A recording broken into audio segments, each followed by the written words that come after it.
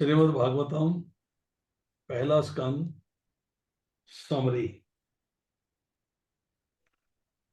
पिछली बार जो हमने समाप्त किया था, जहाँ पे खत्म किया था प्रोग्राम, उसमें जो है अधिकार लीला की बात हो रही थी। तो आज वहीं से स्टार्ट करते हैं। प्रथम स्कंद अधिकार लीला का है, ये हमने चर्चा करी थी पिछली बार। श्रीमद् भागवत के ज्ञान के संपादन का अधिकारी कौन है, ज्ञान देने का अधिकारी कौन है, ये बात समझनी चाहिए। तो पहले स्कंद के अंदर 3 डिविजन्स हैं, 3 प्रकरण हैं। उत्तम अधिकार, मध्यम अधिकार और कनिष्ठ अधिकार। मतलब कुछ ऐसे हैं जो कि उत्तम हैं, कुछ मध्यम हैं, कुछ कनिष्ठ हैं। तो उनको जो है कहने के लिए भी सुखदेव और परीक्षित महाराज उत्तम वक्ता और श्रोता है। उसके बाद व्यास जी जो है और नारद जी, उसमें नारद जी जो है वक्ता है और व्यास जी श्रोता है। और तीसरे में जो है वो है शौनक जी और सूत जी। सूत जी जो है वक्ता है और शौनक और ऋषि जो है वो श्रोता है। अब समझने की बात यह है कि व्यासदेव जी कथा किस लिए कर रहे हैं, क्योंकि लोगों में भगवान का प्रेम डेवलप हो, अर्थात समाज का सुधार हो, इस भावना से कथा हो रही है। अब इसलिए उनको मध्यम वक्ता कहा गया। समाज को सुधारने की इच्छा बहुत अच्छी बात है, पर अनेक बार अब दूसरे को सुधारने के चक्कर में आप झंझटों में पड़ जाते हो, तो भगवान के प्रति जो आपकी भावना है उसमें विघ्न पड़ जाता है। उसमें जो है भगवान से मिलने में वो बाधक हो जाती है। तो हमको जो है दूसरों को सुधारने के झंझट में नहीं पड़ना है। नारद जी व्यासदेव जी से कहते हैं कि तुम अपने को सुधारो, अपना जीवन सुधारो। अब सुखदेव जी की बात आती है, तो कहते हैं कि कथा करते समय सुखदेव जी को खबर नहीं थी कि मेरी कथा सुनने के लिए सामने कौन बैठा। अकेले परीक्षित महाराज है कि साथ में और लोग भी बैठे हैं, देवता लोग भी हैं, मुझे नहीं पता मेरे सामने कौन है। तो वो निर्विकार भाव से, निर्लिप्त भाव से कथा किए जा रहे हैं। तो सुखदेव जी ने जो कथा करी है, जो हमें भागवतम का ज्ञान दिया है, इससे बहुतों का जीवन सुधरता है, बहुतों में इंप्रूवमेंट आती है। पर ऐसा विचार सुखदेव जी के मन में नहीं है कि बहुतों का जीवन सुधरेगा। क्योंकि वैष्णव जन कहते हैं कि ब्रह्म ज्ञानी जो भगवान का ज्ञान रखता है, भगवान के प्रति समर्पित है, भगवान के प्रति शरणागत है, वो एक क्षण के लिए भी भगवान का चिंतन नहीं छोड़ सकता, तो बाकी झंझटों में पड़ता ही नहीं वो। तो ऐसी दशा जो है सुखदेव गोस्वामी की, वो भगवान का चिंतन, भगवान की कथा, वो एक क्षण भी समाधान नहीं होते। तो अगर आपके पास 100% वैराग्य नहीं है, तो आप ब्रह्म के साथ आपका मिलन नहीं हो सकता, मतलब भगवान के साथ आपका मिलन नहीं हो सकता। अब दूसरी बात, आपका आचरण, प्रभुपाद क्या कहते हैं, प्योरिटी इज द फोर्स। आपका आचरण शुद्ध होना चाहिए। अगर आचरण शुद्ध नहीं है, तब भी आप जो है ठीक से कथा नहीं कर पाएंगे। सुनने वाले को कथा सुनने में आनंद नहीं आएगा।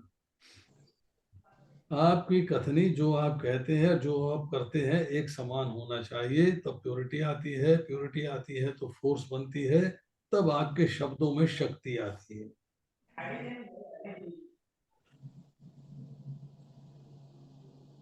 सुखदेव जी महाराज ने जो बोला है उसको अपने जीवन में उतार कर बोला है। सुखदेव जी इसलिए उत्तम वक्ता है कि उनकी वाणी और आचरण एक है। इसलिए किसी संत ने कहा है कि जैसा आचरण रखोगे वैसा ही ज्ञान आपके मुख से प्रकट होगा। ऐसा व्यक्ति वंदनीय है, उसकी वंदना करनी चाहिए। अब एक छोटा सा एग्जाम्पल आता है कि एक बार एक माता अपने पुत्र को संत एकनाथ जी के पास ले गई। ऐसी बात महात्मा गांधी के बारे में भी करते हैं कि महाराज मेरे पुत्र को गुड़ खाने की बहुत आदत पड़ गई है, ये आदत छोड़ता नहीं है, गुड़ खाना छोड़ दे, ऐसा आशीर्वाद दे दीजिए। तो एकनाथ महाराज ने उसको आशीर्वाद नहीं दिया, कारण कि वह स्वयं गुड़ खाते थे। उन्होंने माता से कहा कि अब कुछ देर के बाद पुत्र को लेके आना, उस समय मैं आशीर्वाद दूंगा, आज नहीं। जब उन्होंने स्वयं गुड़ खाना छोड़ दिया है तो उन्होंने भगवान विठल नाथ से प्रार्थना करी है, हे विठल नाथ, आज से मैंने गुड़ छोड़ा है ताकि मेरी बात में शक्ति आ जाए। आचरण संभाला, आचरण सुधारा पहले। फिर कुछ दिनों के बाद में माता अपने पुत्र को लेके आई तो एकनाथ महाराज ने उसको आशीर्वाद दिया। अब कई बार क्या होता है, हम लोग कहते हैं प्रसाद यहाँ तक पेट भर के खाना चाहिए। कहते हैं भगवान योगी भी हैं और भोगी भी हैं, परंतु जीव भोगी है, योगी नहीं है। इसलिए भगवान 56 भोग का भोग लगाएं तो कोई हर्ज नहीं। हमको 56 भोग पचते नहीं क्योंकि बहुत ज्यादा हो जाते हैं। अब एक एक तिनका खाएंगे, एक एक दाना खाएंगे तो ठीक है, हमने पूरा कर लिया, परंतु हम पूर्ण रूप से 56 भोग को खा नहीं सकते।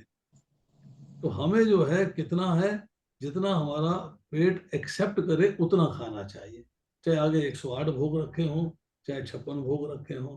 अब मान लो एक व्यक्ति है, उसको 56 भोग मिले मंदिर में जाके, डायबिटिक है, वो चीनी तो खानी नहीं है उसको, तो कहे नहीं नहीं 56 भोग है मैं जरूर खाऊंगा, तो अपने को बीमार कर लेगा। तो he has to be careful कि मुझे क्या लेना चाहिए और क्या नहीं लेना चाहिए। तो उत्तम वक्ता है सुखदेव गोस्वामी, इसलिए कि उनमें 100% वैराग्य है। चैतन्य महाप्रभु कहते हैं कि भागवत में समाधि भाषा मुख्य है। भगवान के ध्यान में जिसे थोड़ा भी आनंद है, उसे भागवत का अर्थ जल्दी समझ में आ जाएगा।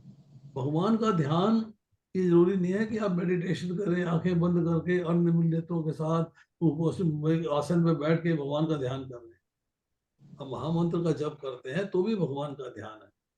अगर आप भगवत गीता पढ़ते हैं तो भी भगवान का ध्यान है, भागवतम पढ़ते हैं तो भी भगवान का ध्यान है, आपस में बैठ के चर्चा करते हैं तब भी भगवान का ध्यान। तो जब आपको जो है भगवान का ध्यान है तो आपको भागवत जल्दी से समझ में आता है। व्यास जी ने एक एक लीला का प्रत्यक्ष दर्शन किया अपनी अंतर्दृष्टि से, सब देखा। भगवान का स्वरूप अलौकिक है, आंखें लौकिक हैं। हमारी आंखें लौकिक हैं, भगवान का स्वरूप अलौकिक है। अतः लौकिक आंखें अलौकिक स्वरूप को नहीं देख सकेंगी, समझ नहीं सकेंगी, पा नहीं सकेंगी। तो क्या करना है उसके लिए कि आपको अपनी आंखें भी अलौकिक बनानी पड़ेगी। अलौकिक, तो आपकी आंखें अलौकिक कैसे बनेंगी? तो भगवान कहते हैं आपकी बुद्धि लौकिक है, आपकी बुद्धि जब तक अलौकिक नहीं होगी तब तक आप भगवान को समझ नहीं पाएंगे। तो तेषाम सतत युक्ता नाम भजताम प्रीति पूर्वकम तदामी बुद्धि योगम तम येन माम उपयांति थे।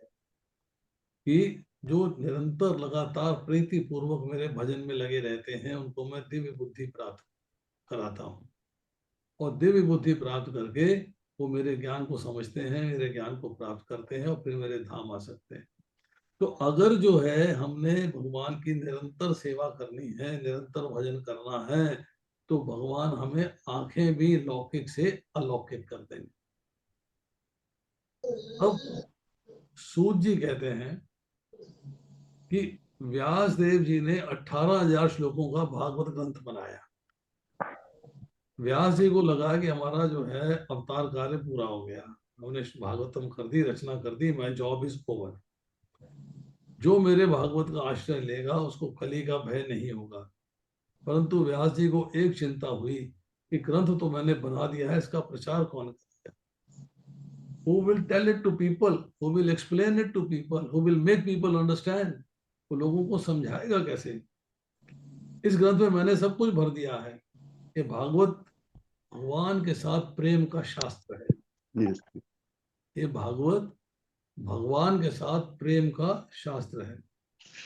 कहते जिसका माया के साथ प्रेम है, संसार के साथ प्रेम है, वो उस भागवत शास्त्र का प्रचार नहीं कर पाए, नहीं, वाणी में ऊंच नहीं आएगा, वाणी में सामर्थ्य नहीं होगी, वाणी में शक्ति नहीं आएगी।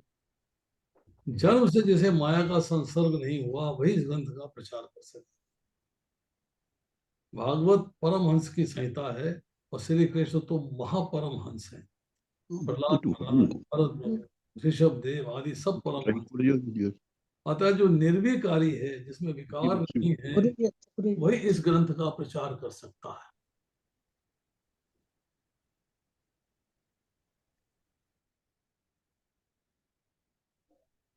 बहुत सोचने पर व्यास जी को लगा कि ये योग्यता किसके पास है, हु कैन डू दिस। उन्हें लगा कि ये तो मेरे पुत्र के पास है। क्यों कि रंभा जैसी अप्सरा भी सुखदेव गोस्वामी को चलायमान न कर सकती। रंभा नारियों में श्रेष्ठ है, पर ऐसी रंभा जब सुखदेव गोस्वामी को चलित करने आई है, तो सुखदेव गोस्वामी ने क्या कहा, वृथा गतम तस्य नरस्य जीवनम। विषय भोगी जीवन वृथा नहीं है। विषय भोगी का जीवन, विषय भोगी जो व्यक्ति है, उसका जो जीवन है वो बेकार का नहीं है। सुनो देवी, कि किसका जीवन वृथा है, किसका जीवन बेकार है। तो किसका जीवन बेकार है बता रहे हैं, नील कमल से सुंदर जिसके नेत्र हैं, जिसके आकर्षक अंगों पर केयूर हार आदि अलंकार शोभायमान हैं, ऐसे सर्वांतयामी नारायण भगवान के चरण कमलों में जिसने भक्ति पूर्वक स्वयं को अर्पण करके इस आवागमन के चक्र को नष्ट नहीं किया है, ऐसे लोगों का मनुष्य धारण करना व्यर्थ है। यही मैंने कल एग्जाम्पल दिया था कि याज्ञवल्क्य मुनि जो है गार्गी से कहते हैं कि मनुष्य जीवन मिला है भगवान के धाम वापस जाने के लिए, और अगर आप उस जाने का प्रयास नहीं करते हो, कोशिश नहीं करते हो, उसकी सफलता प्राप्त नहीं करते हो, तो आपका जीवन व्यर्थ है, आप कृपण हो, आप कंजूस हो। ऐसे लोगों का जीवन वृथा। नारायण पंकलोचन प्रभु के हारे परिशोभना भक्त आयुतो जैन सुपूजितो नहीं वृथा गतम तस्य नरस्य जीवनम। अब कहते हैं, श्री नारायण के वक्ष तल पर लक्ष्मी विराजमान है, इनकी ध्वजा में गरुड़ जी विराजमान, जो सुदर्शन चक्रधारी हैं। ऐसे मुकुंद भगवान का जिसने क्षण मात्र भी स्मरण नहीं किया, ऐसे मनुष्यों का जीवन वृथा माना। ये क्या था पूरा नाई पूछ रहा, वो तो फोन ही नहीं उठाया। ये नारद जी और व्यास देव जी का संवाद चल रहा है। शाम को ना उठाए, कुछ काम सो रहे हो, कभी कहीं बाहर होंगे, क्या पता। इसका माइक ऑन है, बहुत डिस्टरबेंस आ रही है। ये लोगों का ऑडियो ऑन हो जाता है अपने आप, ये मेरी समझ में नहीं आता कि ऐसा क्यों है, अपना ऑडियो क्यों नहीं ऑफ करते लोग।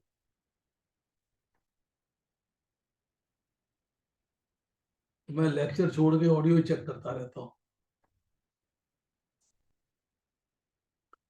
अब रंभा की बात करते हैं फिर से, कि रंभा ने जब अपनी नारी देह की बड़ी प्रशंसा करी, तो सुखदेव गोस्वामी रंभा से क्या कहते हैं कि स्त्री का शरीर इतना सुगंधमय और सुंदर होता है, तो मैंने आज जाना, मुझे तो पहले खबर ही ना थी कि स्त्री का शरीर इतना सुंदर होता है। भगवान की प्रेरणा से यदि अब मुझे जन्म लेना पड़ा, देखिए क्या सुंदर बात कही सुखदेव गोस्वामी ने। कहती है, अगर भगवान की कृपा हुई, भगवान की प्रेरणा हुई, और यदि मुझे अब दोबारा जन्म लेना पड़ा, फिर रंभा मैं तुम जैसी माता पसंद करूं, मैं तुम जैसी माता पसंद करूं। अब सुखदेव स्वामी जन्म से निर्विकारी हैं। जिस पुत्र ने जन्म के समय अपने पिता से कहा कि आप मेरे पिता नहीं हो और मैं आपका पुत्र नहीं हूं, ऐसे सुखदेव गोस्वामी, सुखदेव पुत्र घर आए तो कैसे? सुखदेव जी जन्म सिद्ध योगी हैं। जन्म हुआ तो तुरंत तपस्या के लिए, तपश्चर्या के लिए वन की ओर उन्होंने प्रयाण कर दिया, वन की ओर चले गए। सुखदेव जी हमेशा भगवान के चिंतन में लीन रहते थे। उनको वन से बुलाएं तो कैसे बुलाएं, बड़ा मुश्किल हो गया। वे वन से घर में आए तो मैं उनको भागवत शास्त्र पढ़ाऊं, ये व्यासदेव जी की इच्छा है कि मुझे ज्ञान जो है सुखदेव गोस्वामी को दे, सुखदेव को देना है। कैसे दूं? घर आएंगे नहीं तो ज्ञान कैसे दूंगा? अब फिर वो इस ज्ञान को प्राप्त करके इसका प्रचार करें। तो व्यास जी को विचार आया, श्री कृष्ण के स्वरूप का वर्णन नहीं हो सकता, भगवान के स्वरूप का पार कौन पा सकता है? योगी लोगों का मन जब भगवान में लग जाता है तो उसके स्वरूप का कुछ थोड़ा सा अनुभव उन्हें हो जाता है।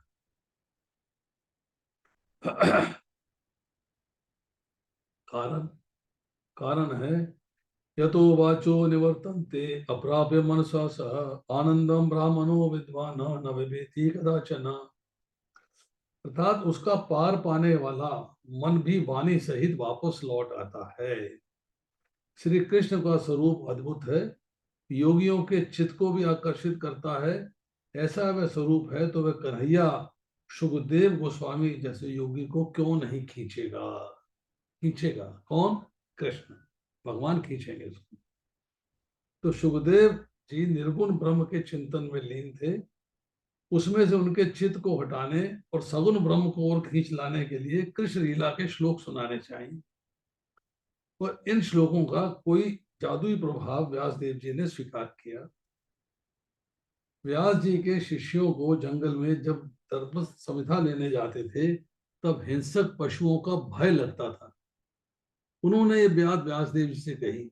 व्यास जी ने कहा, जब जब तुमको भय लगे तब तक तुम भागवत के इन श्लोकों का पाठ किया कर। श्री कृष्ण मेरे साथ हैं ऐसा विचार करो, भगवान कृष्ण सतत हमारे साथ हैं ऐसा विचार करोगे, अनुभव करोगे तो तुम निर्भय बनोगे।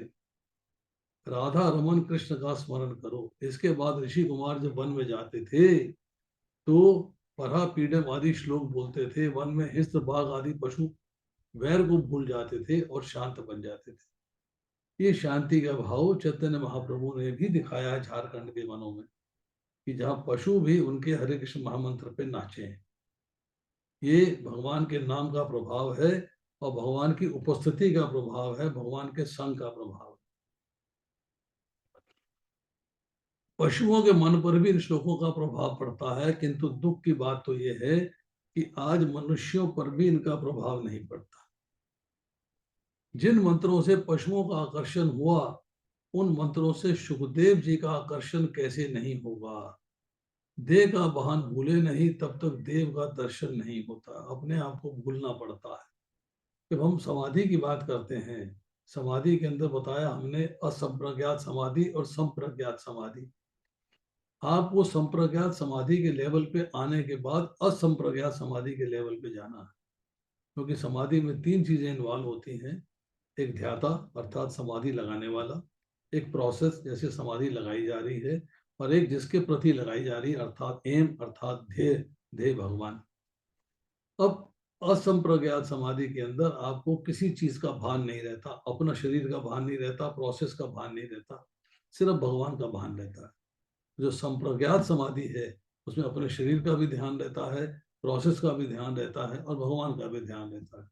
तो आपको चाहिए कि आप जो है असंप्रज्ञात समाधि के लेवल पे आए। जब असंप्रज्ञात समाधि के लेवल पे आते हैं तब भगवान का दर्शन होता है। सुखदेव जी जो है ज्योतिर्मय ब्रह्म अर्थात ब्रह्म ज्योति का चिंतन करते हैं। उनको देहाभिमान नहीं है। सुखदेव जी परम हंसों के आचार हैं, इसलिए ब्रह्म चिंतन करते हैं। उनके मन का आकर्षण करने के लिए व्यास जी ने युक्ति सोची। व्यास जी ने शिष्यों से कहा कि सुखदेव जी जिस वन में समाधि में बैठे हों वहां आप जाइए और वे सुने, इस प्रकार इन दो श्लोकों का गान कीजिए। ये दो श्लोक उनको सुनाइए। सुखदेव जी का हृदय गंगा जल जैसा शुद्ध है, चाहे जल शुद्ध हो, स्थिर हो, तो उसमें शुद्ध प्रतिबिंब पड़ता है, उसमें प्रतिबिंब जो है वो भी शुद्ध होगा। अपनी हृदय रूपी दीवार पर बहुत गंदगी लग गई है, इसे बिल्कुल साफ करने की जरूरत है। चेतो दर्पण मार्जनम हमने बात पड़ी हुई है, इसे साफ करो जिससे भगवान का प्रतिबिंब उसमें पड़ेगा। हमारे हृदय में हजारों जन्मों का मैल भरा है, इसलिए हृदय की दीवार को खूब रगड़ो और इस मैल को दूर करो। मैल को दूर करने से भगवान का प्रतिबिंब उसमें पड़ेगा। अतः हृदय को शुद्ध करो, मन को शुद्ध करो, बुद्धि को शुद्ध करो, अहंकार छोड़ दो, ममता छोड़ दो, आसक्ति छोड़ दो। मैल को दूर करने से भगवान का प्रतिबिंब उसमें पड़ेगा। अतः शुद्ध बनो। शब्दों में से रूप का दर्शन होता है। जितने वैष्णव आचार्य हैं वो कहते हैं अगर धाम जाते हो तो आंख से भगवान को जरूर देख रहे हो, पर असली दर्शन होगा जब आंख से देखोगे और कान से लीला सुनोगे। तो कान से दर्शन करना है, दर्शन कान से होना चाहिए। नाम सृष्टि पहले, रूप सृष्टि उसके बाद। शिष्य आज्ञा पाकर उस वन में गए। सुखदेव जी का चित्त आकर्षित करने के लिए शिष्य श्लोकों का गान करने लगे। सुखदेव जी स्नान संध्या करके समाधि में बैठने की तैयारी में थे। जो वे समाधि में बैठ जाते, समाधि लग जाती तो श्लोक सुन नहीं पाते। अतः शिष्यों ने तुरंत ही गान आरंभ किया इन 2 श्लोकों का। भागवत के 10वां स्कंद 21वां अध्याय 5वां श्लोक वेणु गीत है। ब्रह्म पीडा नटवर वपु कर्णयो कर्णिकारं विभद्रवासा कनक कपिशं वैजंती चैमालम रंधान वेणुर्धर शुद्धया पूर्ण गोपवृंदे वृद्धारण्य सुपद रमणम राशविद गीत कीर्त्य।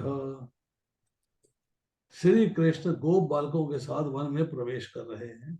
उन्होंने मस्तक पर मोर मुकुट धारण किया है और कानों पर कनेर के पीले पीले पुष्प, शरीर पर पीला पीतंबर और गले में 5 प्रकार के सुगंधित पुष्पों से बनी वैजंती माला पहनी हुई है।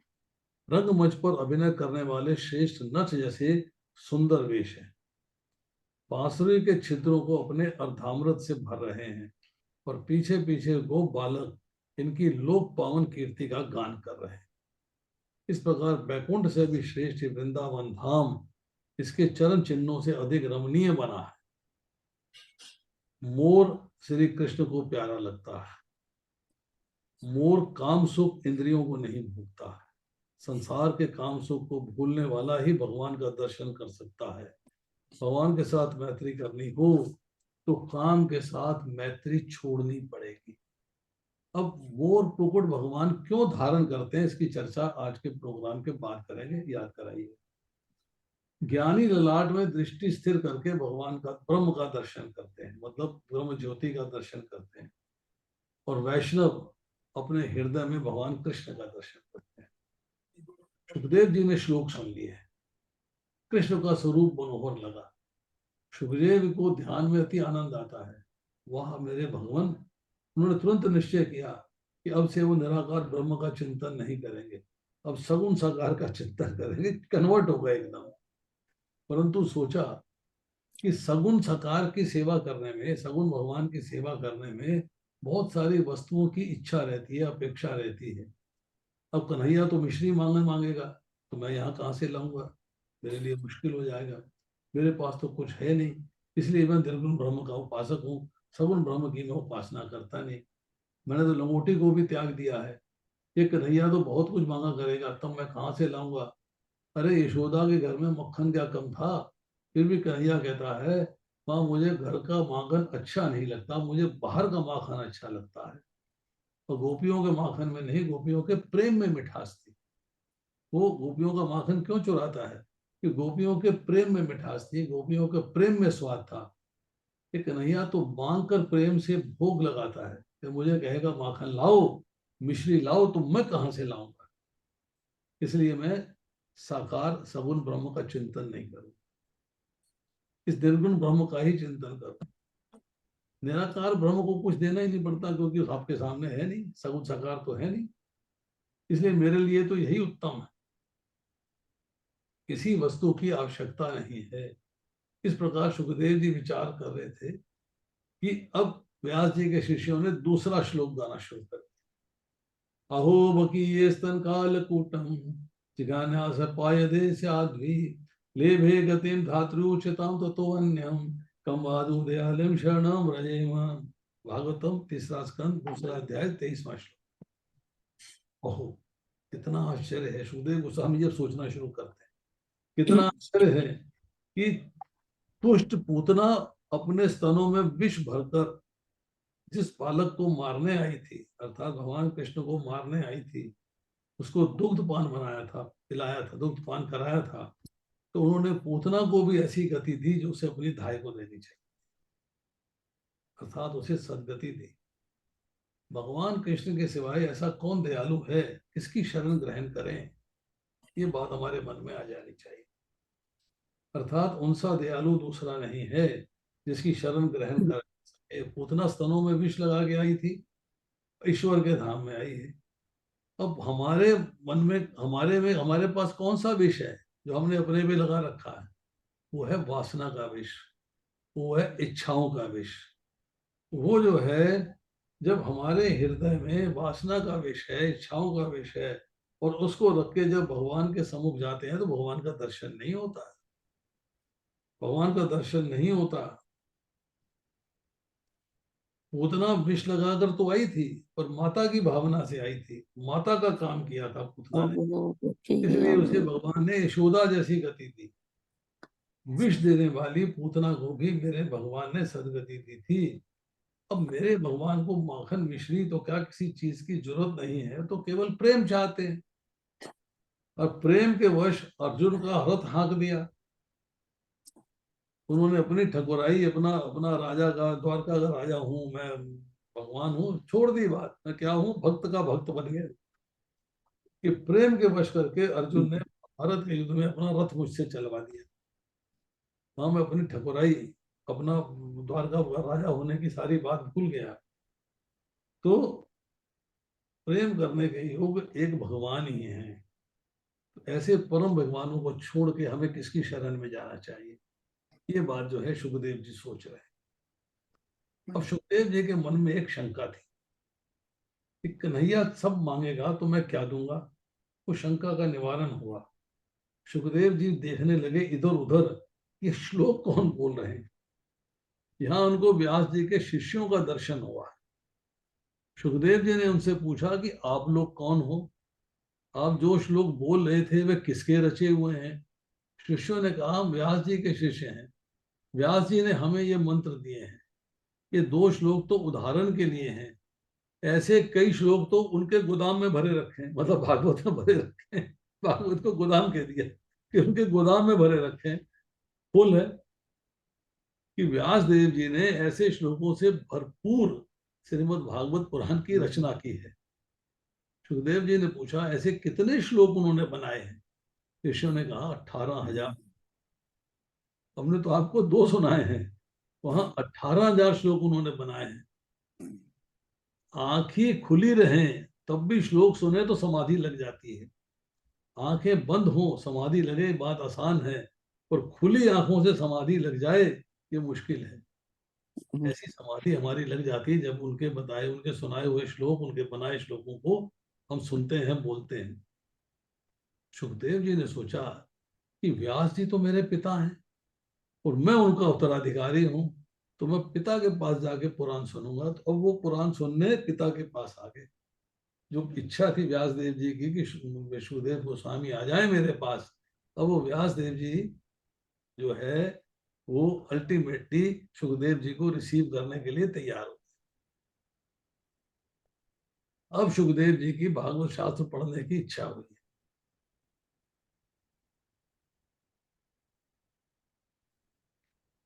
अब कन्हैया की लीला सुनी, चित्त आकर्षित हो गया।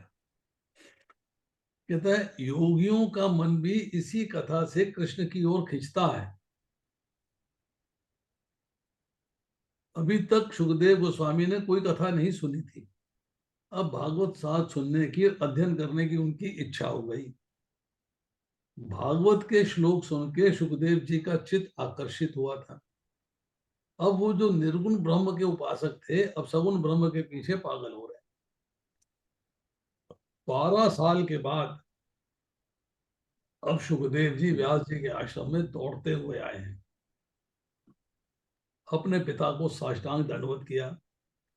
व्यास देव जी ने सुखदेव जी को छाती से लगाया और माथा चूमा। सुखदेव जी ने कहा, पिताजी ये श्लोक मुझे पढ़ाओ। सुखदेव जी कथा सुनाते हैं और कृतार्थ होते हैं। व्यास जी ने सुखदेव को भागवत का अध्ययन कराया। सुखदेव जी ने कथा सुनी और कृतार्थ हुए। व्यास देव जी ने सुखदेव जी को भागवत का अध्ययन कराया।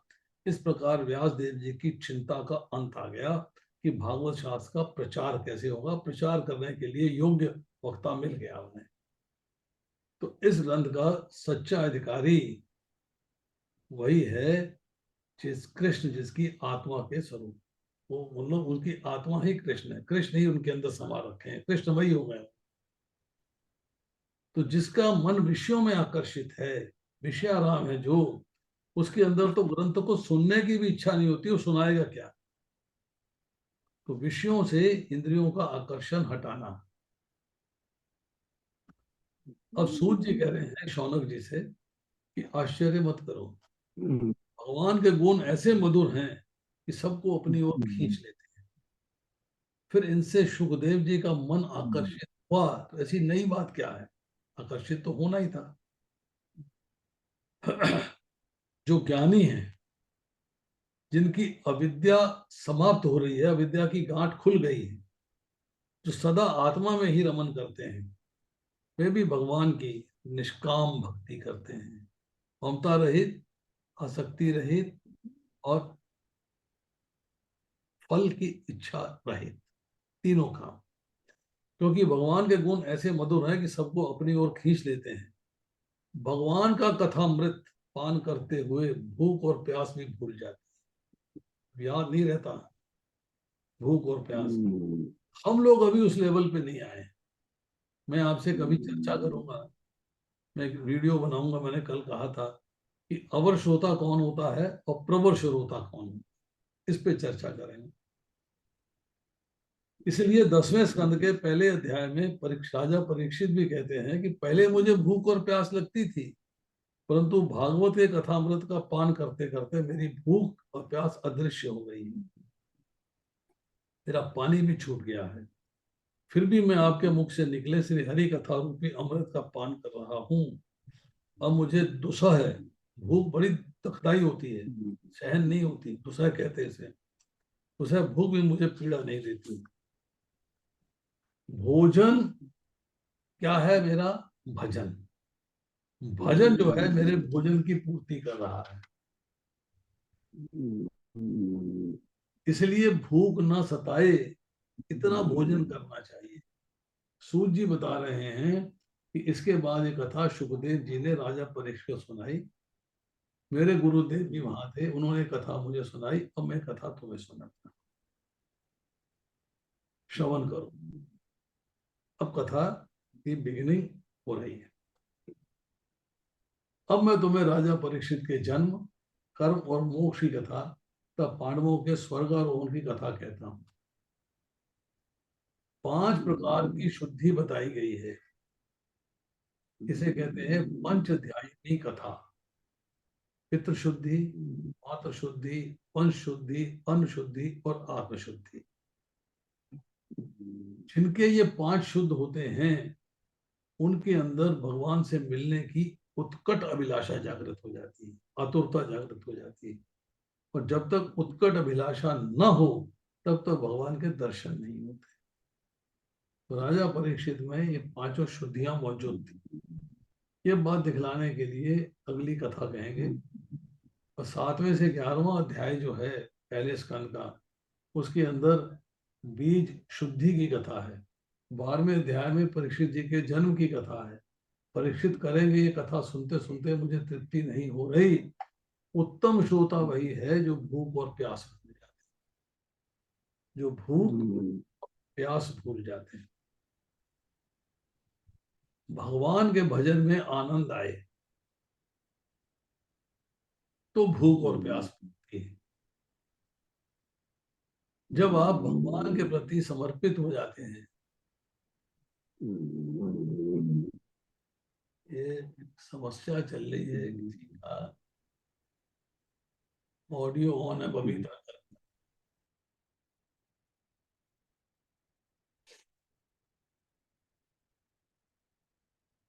जब भगवान के प्रति समर्पण आ जाता है, आप अपनी आत्मा में रमन करने लगते हो, तब आपको देह धर्म का भान नहीं रहता।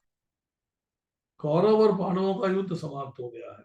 अश्वत्थामा ने विचार किया कि मैं पांडवों को कपट से मारूंगा, पांडव जब सो जाएंगे तब मैं उनको मारूंगा। और जिसे भगवान रखे उसे कौन मार सकता है, ये बताइए आप। जाको राखे साइया, मार सके ना कोई, बाल भी वहां का हो सके ना जो जग बैरी होए। जग बैरी हो जाए तब भी कुछ नहीं कर सकते। तो भगवान ने सोए हुए पांडवों को जगा दिया और कहा मेरे साथ गंगा किनारे चलो।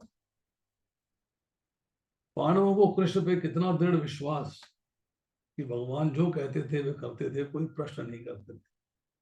पांडवों को भगवान में पूर्ण विश्वास था।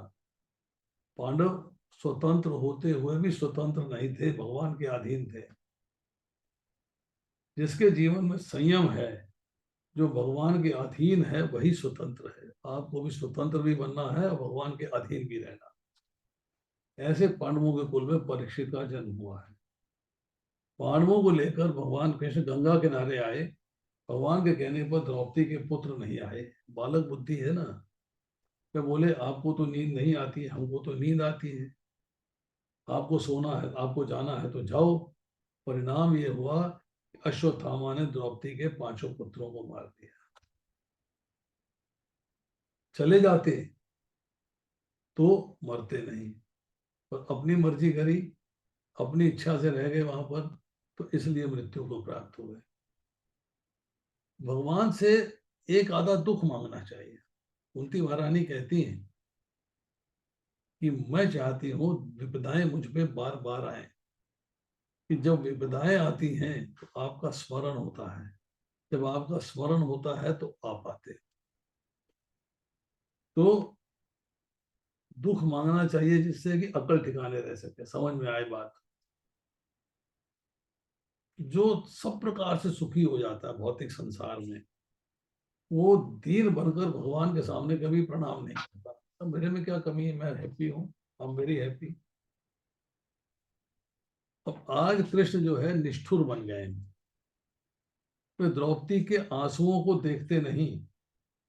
आज द्रौपदी रो रही है, परंतु भगवान को दया नहीं आई। नहीं तो द्रौपदी का रुदन कृष्ण से सहन नहीं होता था।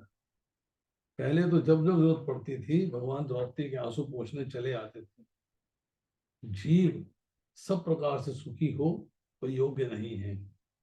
एक दुख मनुष्य के हृदय में होना चाहिए, जिससे दुख से विश्वास हो कि भगवान के सिवा मेरा कोई नहीं। ये फील आना चाहिए कि भगवान के सिवाय मेरा कोई नहीं। एक संसार में देखें कि जितने महापुरुष हुए हैं, सबके ऊपर दुख आए। भगवान क्या सोच रहे हैं? भगवान कह रहे हैं कि पांडवों को पृथ्वी का राज मिला है, संतान भी है, संपत्ति भी भरपूर है। इस प्रकार से पांडव सुखी हों ये ठीक नहीं। पांडवों को इस अति सुख में शायद अभिमान हो जाएगा, इसलिए उनका पतन होगा। ऐसे शुभ हेतु से भगवान कभी कभी निष्ठुर हो जाते हैं।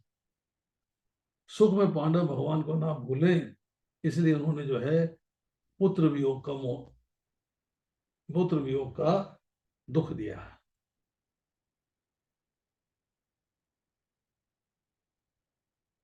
अब दूसरी बात कही जा रही है और ये बड़ी इंपॉर्टेंट बात है कि भगवान दुख देते हैं तो जीव की गुप्त रीति से सहायता करते हैं। अश्वत्थामा और अर्जुन का युद्ध हो रहा है। अर्जुन ने अश्वत्थामा को मारने की प्रतिज्ञा कर ली है, परंतु मारने की हिम्मत नहीं हो रही थी। क्यों? गुरुपुत्र है। गुरुपुत्र है तो गुरु का स्वरूप है। अश्वत्थामा को बांधकर द्रौपदी के पास लाया गया। द्रौपदी आंगन में बैठी हुई है, पुत्र शोक में डूबी हुई है। अश्वत्थामा की दशा देखकर द्रौपदी भागी हुई आई। अश्वत्थामा को वंदन करती है कि गुरुपुत्र है। कहती है कि मेरे आंगन में ब्राह्मण का अपमान नहीं करोगे। अपने 5 बालकों की हत्या करने वाली की द्रौपदी वंदन करती है। ये कोई साधारण वैरी नहीं है।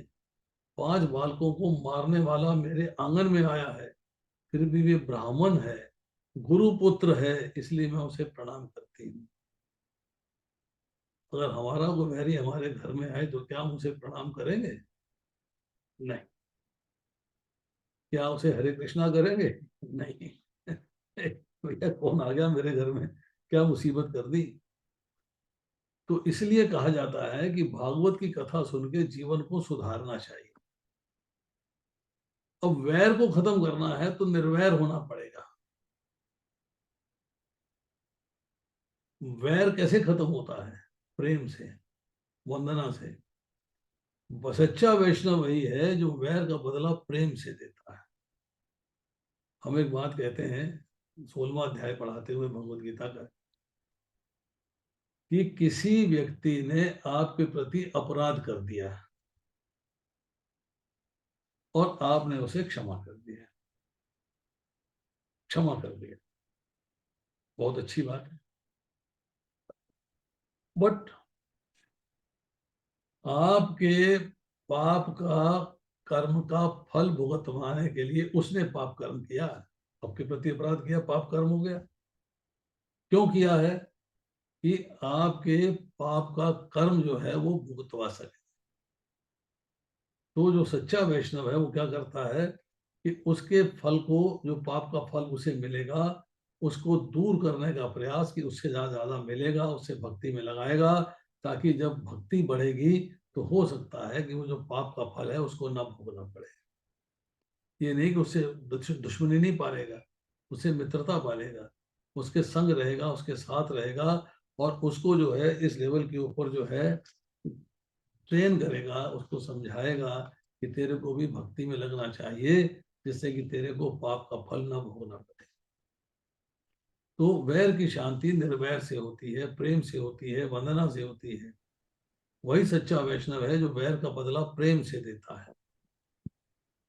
श्री कृष्ण का अर्थ है कि मुझे जो कुछ दिखता है वह सब कृष्णमय है।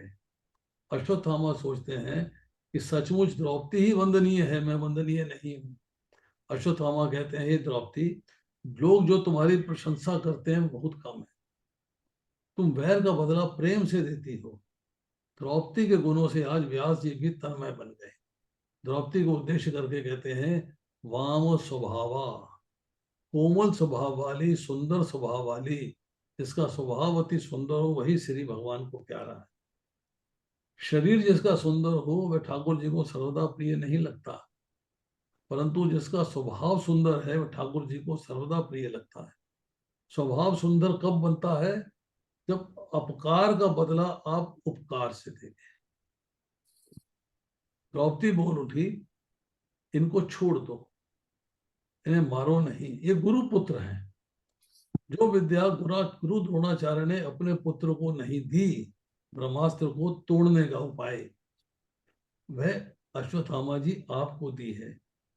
क्या आप सब भूल गए कि ब्राह्मण जो है भगवान का स्वरूप होता है? गाय एक टांग से भी कम हो, एक सींग ना हो उसके अंदर, एक आंख ना हो उसके अंदर, बांझ हो, फिर भी गाय पूजनीय है, फिर भी गाय पूजनीय है। तो भैंस का शकुन कोई नहीं मनाता, गाय और ब्राह्मण वंदनीय है। नमो ब्राह्मण देवाय गौ ब्राह्मण हिताय च। गौर ब्राह्मणों के हित की चिंता करते हैं भगवान, तो गौर ब्राह्मण वंदनीय है। और द्रौपदी तो दया का स्वरूप है। दया रूप द्रौपदी के साथ जब तक, देखिए एक बड़ा उपमा दी गई है कि दया को द्रौपदी के समान नाम माना गया। हृदय में भगवान कृष्ण है, तो उस दया स्वरूपी द्रौपदी के साथ हृदय रूपी, हृदय ने शादी करनी है और कृष्ण उसके सारथी बने।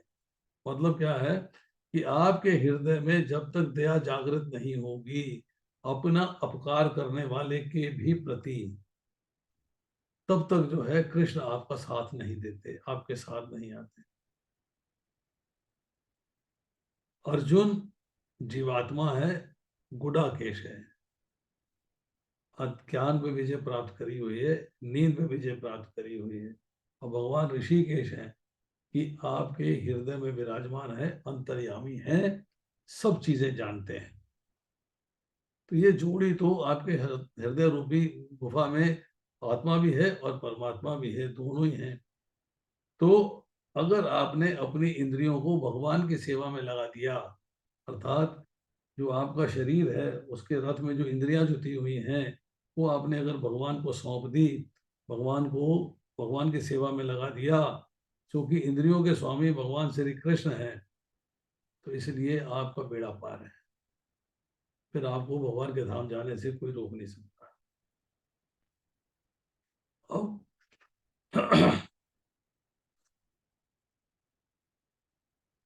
अब कहते हैं कि आजकल लोग जो है धर्म को बड़ा नहीं मानते, धन को बड़ा मानते हैं। उसी कारण संयम और सदाचार जीवन में से निकल गए।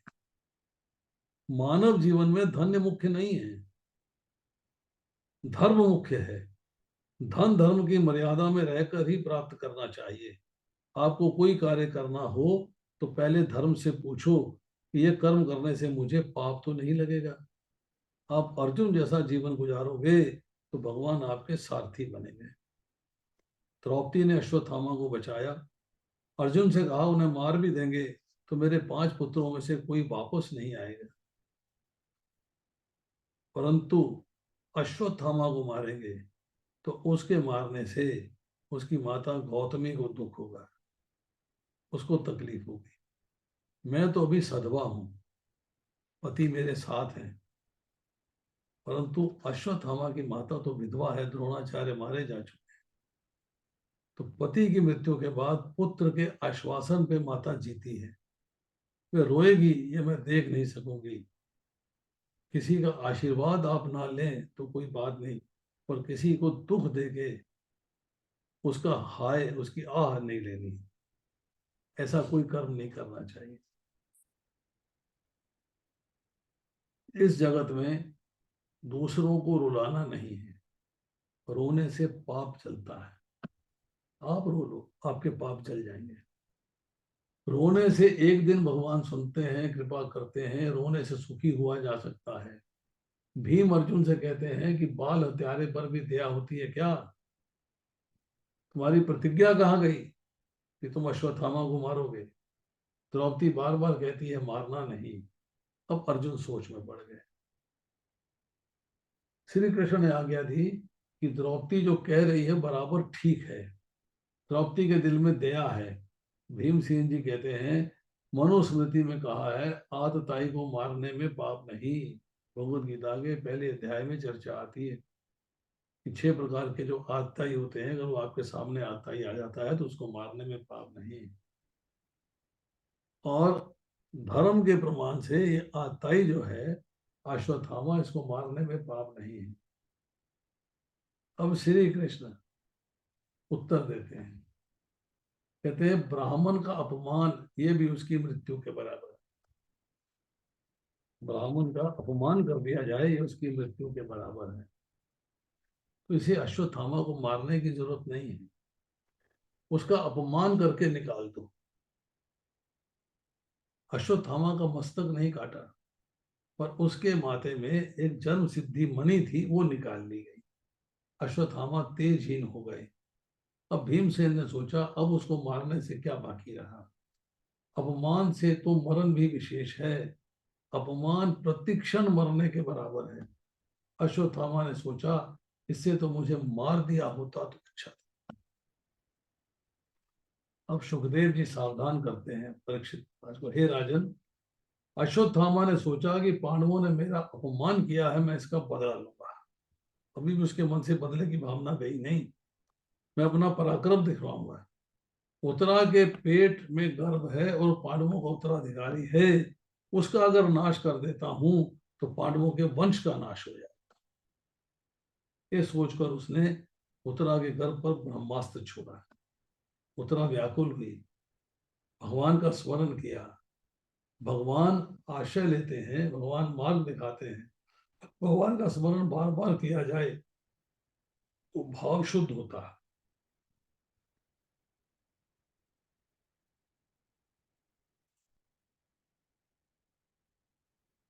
ब्रह्मास्त्र उत्तरा के शरीर को चलाने लगा। उत्तरा दौड़ती हुई श्री कृष्ण के पास आई और श्री कृष्ण उत्तरा के गर्भ में जाके परीक्षित का रक्षण कर। इसलिए हमारी रक्षा अगर भगवान का स्मरण करेंगे, भगवान को पुकारेंगे, तो रक्षा जो है भगवान हमारी करेंगे।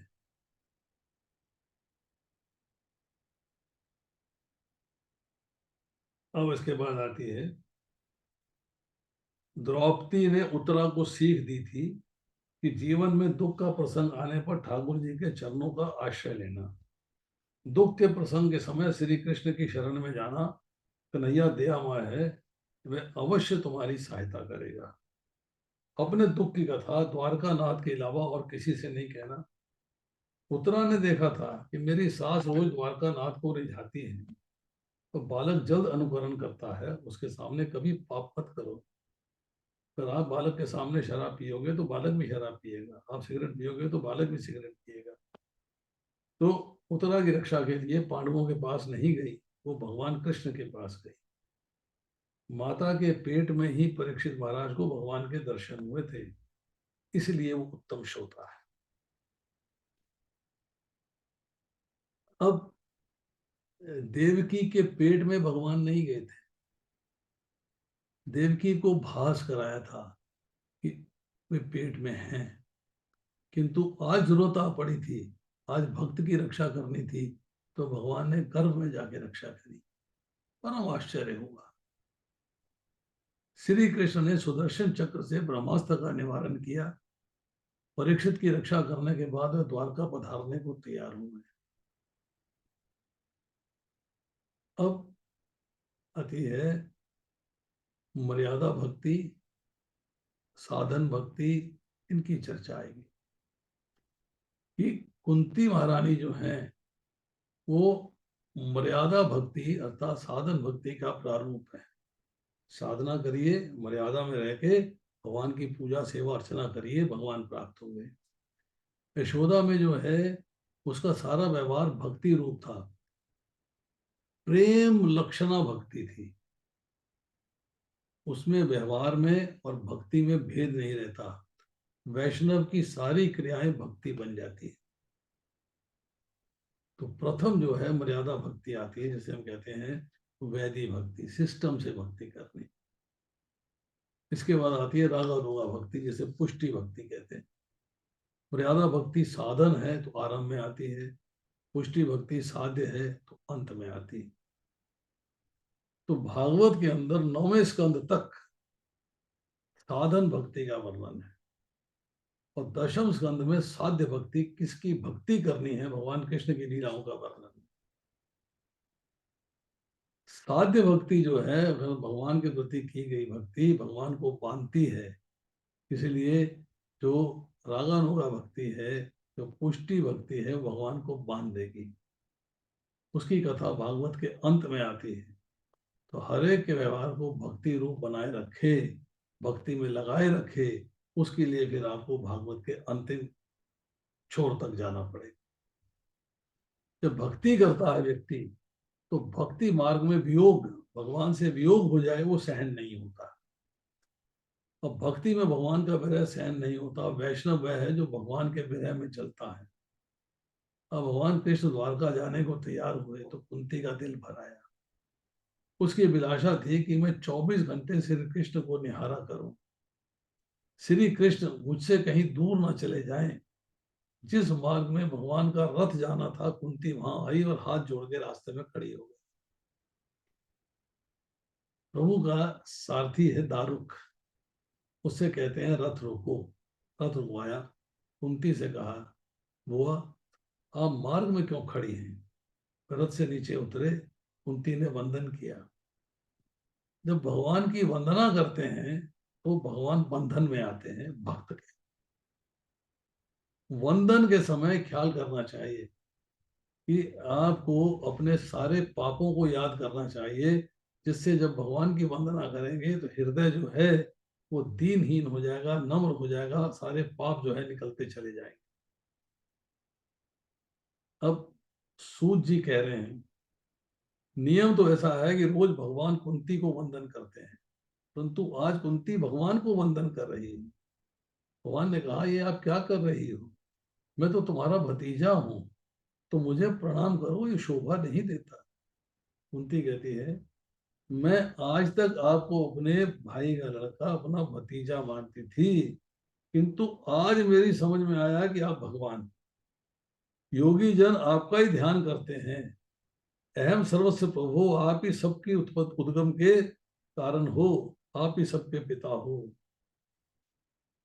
कुंती की जो भक्ति है वो दास से मिश्रित वात्सल्य भक्ति है। वात्सल्य है भगवान के प्रति बुआ होने के नाते, परंतु सेवा कर रही है तो दास्य भक्ति है। हनुमान जी की भक्ति सेवा की भक्ति है, दास्य भक्ति है। दास्य भक्ति के आचार्य हनुमान जी हैं। जब आप भगवान के दास्य भाव में होते हो तो आपका हृदय जो है प्यूरिफाई होता है, दीन बन जाता है बिल्कुल। तो अपने स्वामी को देखने की हिम्मत मुझ में नहीं है, मैं तो उनका दास हूँ, ये फील आना चाहिए। तो दास्य जो भक्ति का अधिकारी होता है, जो दास्य भक्ति करता है, भगवान के दास के रूप में अपने आप को रखता है, वो महात्मा हो जाता है। तो दास्य भक्ति में दृष्टि आपकी चरणों पर स्थिर रहनी चाहिए। आपका भाव भगवान के चरणों के प्रति होना चाहिए, और बिना भाव के भक्ति सिद्ध नहीं हो सकती। पर भगवान के साथ कुछ भी संबंध जुड़ना चाहिए, मर्यादा भक्ति में दास्य भक्ति मुख्य है। अब कुंती जो है वात्सल्य भाव से कृष्ण का मुख निहारती है। मेरे भाई का पुत्र, यही वात्सल्य भाव हुआ। मेरे भगवान है, ये भी दास्य भाव है।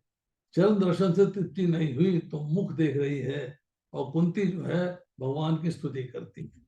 भागवतम पहला स्कंद 8वां अध्याय 22वां श्लोक। नमः पंकजनाभाय नमः पंकज मालिने नमः पंकज नेत्राय नमस्ते पंचांग्रहे।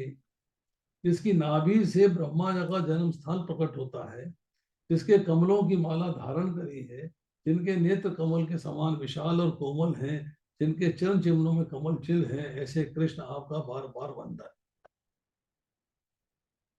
भगवान की स्तुति करो, रोज करो, 3 बार करो, सुबह करो, दोपहर करो, रात करो, सोने से पहले करो। सुख हो दुख हो अंत काल में भी भगवान की स्तुति करो। अर्जुन दुख में स्तुति करता है, कुंती सुख में स्तुति करती है, भीष्म अंत काल में स्तुति करते हैं। सुखावसाने दुखावसाने देहावसाने स्तुति करो। सुख में हो तो, दुख में हो तो, देह समाप्त हो रही हो तो भगवान की स्तुति करनी चाहिए। कुंती महारानी कहती है, भगवान हमें सुखी किया है, हमें कैसे कैसे संकटों से आपने उबारा है, हम आपके उपकारों को स्मरण कर रहे हैं, हम भगवान के उपकारों को भूले नहीं हैं। मैं विधवा हुई थी तो मेरी संतान छोटी छोटी थी, उस समय भी आपने मेरी रक्षा की। अब होता क्या है, जब साधारण सुख मिलते हैं ना तो आदमी भगवान को भूल जाता है, वो अति सुख में तो बिल्कुल ही भूल जाता है। तो जीव मात्र पर भगवान अनेक उपकार करते हैं, किंतु वह सब कुछ भूल जाता है। पर भगवान के उपकार भूलने नहीं चाहिए। हम जब बीमार होते हैं, बीमारी से अच्छे होते हैं, बीमारी टल जाती है, तो अमुक डॉक्टर ने बचाया, वो डॉक्टर के प्रति हमारी श्रद्धा बन जाती है, हम उसके प्रति एक तरीके से आदर मान सम्मान का भाव बन जाता है। किंतु भगवान ने बचाया ऐसा नहीं मानते, भगवान का उपकार नहीं मानते हैं। विचार करो कि डॉक्टर की दवाई और इंजेक्शन में बचाने की कोई शक्ति है क्या? ना ना, बचाने वाला तो कोई और है।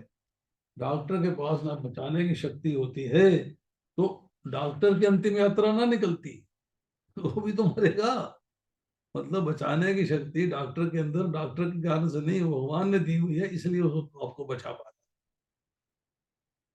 बिना जल के नदी की शोभा नहीं होती प्रभु, प्राण के बिना शरीर की शोभा नहीं होती। अगर किसी सौभाग्यवती स्त्री को देखना है तो कुमकुम का टीका होना चाहिए, कुमकुम का टीका नहीं है तो सौभाग्यवती नहीं होती। इस तरह पांडव भी आपके बिना नहीं सुहाते। हे नाथ, आपसे ही हम सुखी हैं, कुंती महारानी कह रही। गोपी गीत पढ़ते हैं तो गोपियां भी जो है भगवान के उपकार का स्मरण करती हैं। गोपियां कहती हैं, विरजलापप्याद व्याल राक्षसाद वर्ष मारुताद वैद्युनलात। यमुना जी के विस्मय जल से होने वाली मृत्यु से, अजगर के रूप में खा जाने वाले अघासुर से, इंद्र की वर्षा, आंधी, बिजली, रावणल आदि से आपने हमारी रक्षा करी है। गोपियां कह रही हैं। कुंती जी याद करती हैं कि जब भीम को दुर्योधन ने विष मिश्रित लड्डू खिलाए थे, उस समय भी आपने उसकी रक्षा करी थी, लाक्षागृह से हमें बचाया। आपके उपकार अनंत हैं, उसका बदला हम नहीं चुका सकते। मेरी द्रौपदी को दुशासन सभा में खींच लाया। उस समय दुर्योधन ने कहा, द्रौपदी अब अपनी दासी ऐसे निर्वस्त्र करो। दुशासन वस्त्र खींचने लगा, किंतु भगवान जैसे ढकता है उसे कौन उखाड़ सकता है। दुशासन थक गया। लोग भी आश्चर्य में डूब गए। वे सोचने लगे कि कैसे वस्त्र अवतार लिया भगवान ने, कैसे वस्त्र अवतार लेके भगवान ने जो है द्रौपदी को बचा लिया। हम ईश्वर को कुछ दे नहीं सकते, जगत में सब कुछ ईश्वर का ही है। भगवान कहते हैं सब मेरा ही है, तो मुझे देने में क्या बड़ी बात हो गई। पर हमें रोज 3 बार भगवान से प्रार्थना करनी चाहिए कि मैं आपका हूं, मुझ पर आपके अनंत उपकार हैं। कुंती कहती है, आपके उपकार का बदला मैं किस तरह चुकाऊंगी, मैं आपको बार बार वंदन करती हूँ। अब द्वारका मत जाइए, हे नाथ, हमारा त्याग ना करिए। अब द्वारका जा रहे हैं, किंतु एक वरदान मांगने की मेरी इच्छा है। वरदान देकर आप चाहे तो चले जाएं। कुंती सा वर अभी दुनिया में आज तक किसी ने मांगा नहीं। भागवतम 1 स्कंद 8वां अध्याय 25वां श्लोक। विपदा संतु न शाश्वत तत्र जगत गुरु भवते दर्शनम यस्याद पुनर्भव दर्शनम। हे जगत गुरु, हमारे जीवन में प्रतिक्षण विपदा आती रहे। तो मैंने अभी चर्चा करी थी आपसे, क्योंकि विपदा अवस्था में ही निश्चित रूप से आप स्मरण आते हो और फिर आपके दर्शन होते हैं, और आपके होने पर जन्म मृत्यु के फेरे टल जाते हैं। दुख में ही मनुष्य को सियानापन आता है, दुख में ही भगवान के पास जाने का मन होता है, विपत्ति में ही भगवान का स्मरण होता है। सो विपत्ति ही सच्ची संपत्ति है। मनुष्य में प्रभु के बिना चैन आता है, क्योंकि वह भक्ति रस को समझा नहीं। कुंती मांगती है कि बड़ी भारी विपत्तियां आती रहें, ऐसा वरदान दीजिए। श्री कृष्ण कहते हैं, ये क्या मांगती हो तुम, आपकी बुद्धि चकरा तो नहीं गई। आज तक दुख के कई प्रसंग आए, अब सुख की बारी आई है, अब दुखी होने की इच्छा है क्या। हर प्रकार का अभिमान छोड़ के जो दीन बन जाता है वह भगवान को प्यारा लगता है। भगवान दीन नायक बन जाते हैं, दीनानाथ बन जाते हैं। कुंती दीन बनी है। नाथ, मैं जो मांग रही हूं वही ठीक है। दुख ही मेरा गुरु है, दुख में मैं सियानी बनी। दुख से ही जीव को परमात्मा के चरणों में जाने की इच्छा हो। जिस दुख में भगवान का स्मरण हो वह तो सुख है, उसे दुख कैसे कहें। विपत्ति में आपका स्मरण होता है, इसलिए मैं उसे संपत्ति कहती हूँ। हनुमान जी रामचंद्र जी से कहते हैं, आपके ध्यान में सीता जी तन्मय हैं, इसी से मैं कहता हूं सीता जी आनंद में हैं। नाथ, जब आपका स्मरण भजन ना हो तो वही सच्ची विपत्ति है, ऐसा जानिए। मेरे सर पर विपत्तियां आए, जिससे आपके चरणों का आश्रय लेने की मेरी भावना जागे। दुनिया के महापुरुषों के जीवन में दुख के प्रसंग पहले आते हैं। 4 प्रकार से मनुष्य भूल जाता है।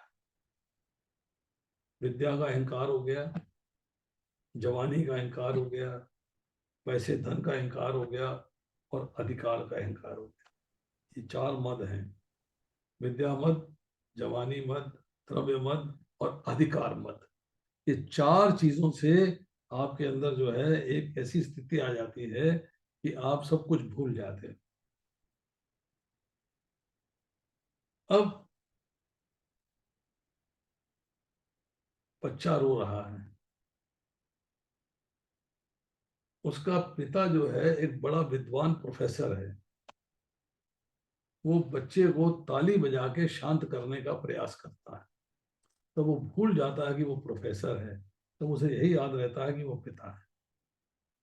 परंतु उसी प्रोफेसर को जब भगवान के समक्ष जाता है तो ताली बजाने में लज्जा लगती है। मैं प्रोफेसर हूँ, प्रोफेसरी याद आ जाती है, पुत्र के सामने याद नहीं आई थी, भगवान के सामने प्रोफेसरी याद आ जाती है, ताली बजाने में लज्जा लगती है। तो पढ़े लिखे लोग जो हैं आज के युग में, उनको भजन कीर्तन करने में लज्जा लगती है, तो इससे बड़ा पाप और क्या होगा, सोचिए। अब जब मद हो जाता है, मद में जो चार मद की हमने चर्चा करी, तो जीव को कीर्तन करते समय पाप पकड़े रहता है, जीव को कीर्तन नहीं करने देता। पाप उससे कहता है अगर तू भगवान का नाम लेगा तो मुझे बाहर निकलना, तो मैं बाहर जाना नहीं चाहता। तो महाभारत में कहा गया है कि हर प्रकार के रोग मद के कारण होते हैं, अतः दीन होकर प्रार्थना करो। तुम्हारे जन्म के कई प्रयोजन बताए जाते हैं, परंतु मुझे लगता है दुष्टों का विनाश करना ही प्रधान कार्य नहीं है। अपने भक्तों को प्रेम दान करने के लिए आप आए हैं भगवान, आप प्रेम दान दीजिए। तो कुंती बनकर स्तुति करनी चाहिए, जैसे स्तुति कुंती ने करी है ऐसी स्तुति। कुंती महारानी कहती है मुझे वासुदेव जी ने कहा था कि कंस के त्रास के कारण मैं गोकुल नहीं जा सकता, भाई है उनका, तुम गोकुल में जाकर कन्हैया जी के दर्शन करना। जब आप गोकुल में बाल लीला कर रहे थे उस समय मैं आपके दर्शन के लिए आई थी, आपका बाल स्वरूप मुझे बुलाए नहीं भूलता। उस समय यशोदा ने आपको बांधा था, उसकी झांकी में आज तक नहीं भूल सकी। दामोदर लीला जी उसकी चर्चा हो, कहते हैं काल भी जिसके कारण थर थर कांपता है, कुंती महारानी की बातें सुनकर आज कृष्ण थर थर कांप रहे हैं। ये क्या कह दिया, तो मर्यादा भक्ति पुष्टि भक्ति की इस तरह प्रशंसा करती हैं कुंती महारानी, यशोदा की प्रशंसा कर रही हैं कि प्रेम का बंधन भगवान कभी भूल नहीं सकते, प्रेम का बंधन भगवान कभी भूल नहीं सकते। 2 मिनट की बात और करते हैं फिर समाप्त करेंगे। अगर आपको भगवान के सगुण साकार रूप के दर्शन हो जाते हैं और फिर भी संसार में आसक्ति रह जाती है, सटल डिजायर रह जाती है, तो आप अभी भक्ति में परिपक्व नहीं हो। आपको चाहिए कि भौतिक संसार के साथ जो आपका स्नेह है उसकी रस्सी को तोड़ दें, केवल भगवान के प्रति अपना स्नेह रखें। आप ऐसी दया करें कि मुझे अपनी अनन्य भक्ति, आपकी अनन्य भक्ति प्राप्त हो। तो स्तुति के आरंभ और समाप्ति दोनों में नमस्ते है। सांख्य शास्त्र के 26 तत्वों का प्रतिपादन 26 श्लोकों की स्तुति में किया गया है। भगवान सब कुछ करते हैं किंतु वैष्णव को नाराज नहीं करते। कुंती का भाव जानकर भगवान वापस लौटे, कुंती के महल में पधारे, अतिशय आनंद हुआ। अर्जुन वहां आया, अपनी माता से कहता है भगवान मेरे सखा हैं, अतः वह मेरे लिए ही वापस लौटे।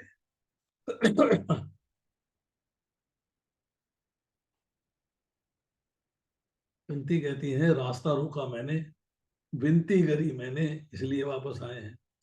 द्रौपदी कहती है अरे कृष्ण की उंगली कट गई थी, मैंने अपनी साड़ी चीर कर पट्टी बांधी थी, इसलिए वापस आए हैं। सुभद्रा कहती है मैं तुम्हारी भांति मुंह बोली तो नहीं हूं परंतु सगी बहन हूं, अतः वो वापस आए हैं मुझसे मिलने के लिए। उस समय मैं बोल ना सकी थी इसलिए वापस आए। भगवान से प्रेम करेंगे तो भगवान आपके होंगे।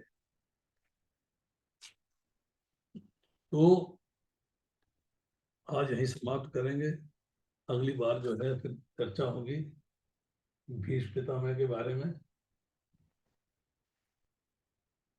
ज्यादा समय ले लिया आपका, लॉन्ग लॉन्ग टाइम। प्रभु जी अभी मोर पंख का बता रहे थे आप करने के लिए, क्या? कैसे?